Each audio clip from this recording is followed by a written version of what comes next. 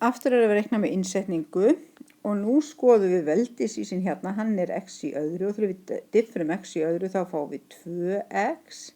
Hér er nú reyndar 3x en við látum það nú liggja á milli hluta og segjum einfaldlega látum u vera x í öðru veldi, deildum það með tilliti til x og fáum 2x.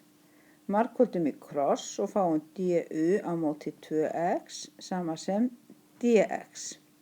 Og þá fer þetta inn í staðan fyrir dx, u-ið fer inn í staðan fyrir veldisvísinn og svo þurfum við bara að einfalda þetta. Við skrifum upp, við erum ekki búin að gera neitt fyrir 3x. Við erum með en við erum búin að breyta veldisvísinum, nú heitir hann u.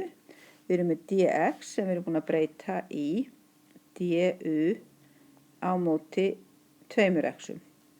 Og svo eigum við að stytta núna og svo er algengasta villan sem nemendur gera, þeir halda 2x styttist út á móti 3x og eftir sé 1x, en það er ekki rétt, það eru x-in sem styttast út og 3 og 2 verða eftir, ekki satt, og 3 deilt með 2 er bara 1,5, við skulum keep it simple dag og segja 1,5 í veldinu u du og þegar við hildum það þá breytist bara ekki neitt, 1,5 í veldinu u pluss það er eina breytingin og þá verður svarið,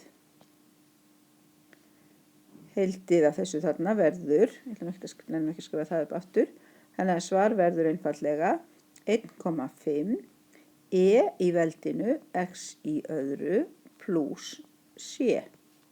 Ekki var þetta nú flókið.